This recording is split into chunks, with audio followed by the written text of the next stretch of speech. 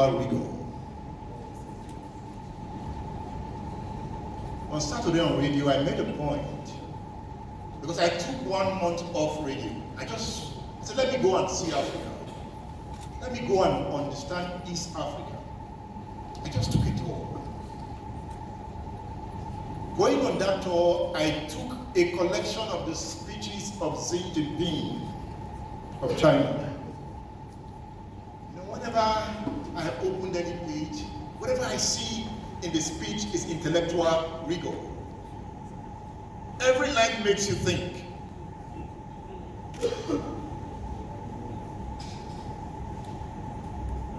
Sir, before you go,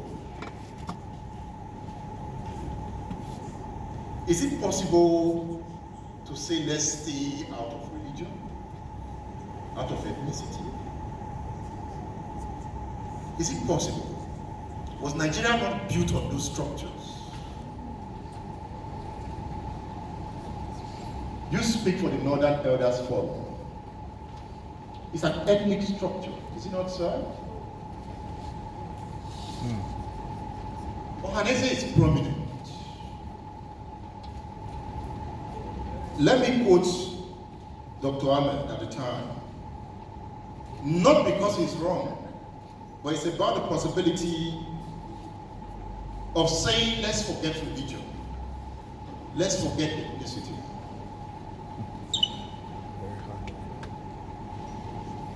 He says, we will surprise them in 2023 because we will vote for who we want, including the Northerners, and nothing will happen. If we choose to vote for a Northerner, the heavens will not fall. We will choose who we want in this country. And Hakim Baba Ahmed made that statement at the inaugural edition of the Meitama Sule Leadership Lecture Series. Very contradictory. He's not saying they will vote for a Northerner. But that statement came from the argument that if the South does not sit up, the North will decide what happens. Have you changed your mind about that, sir? You have a microphone.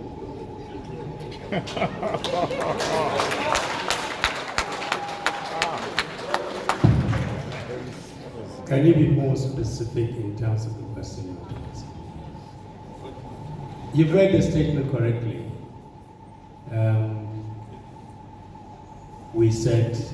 I said, the North will vote for who the North wants.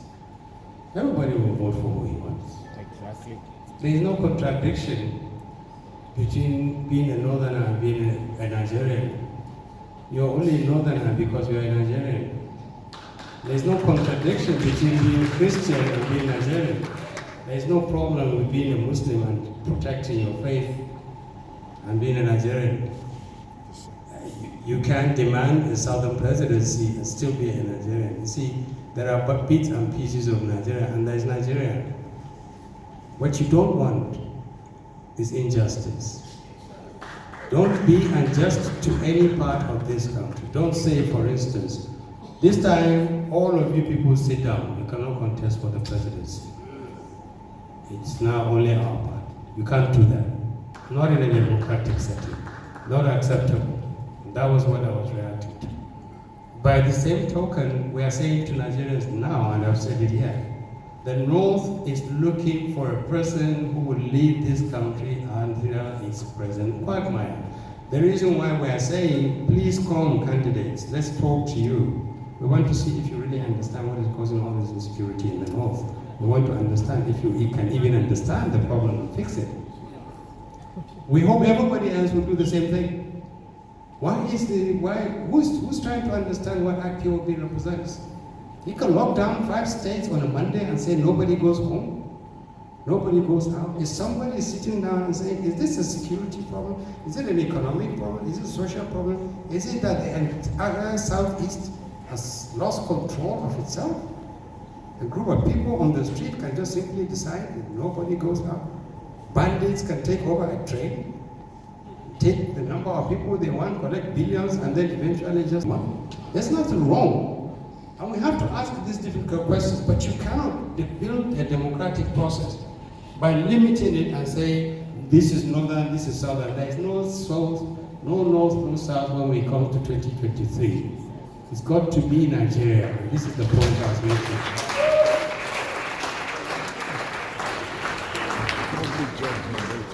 The debate has just begun.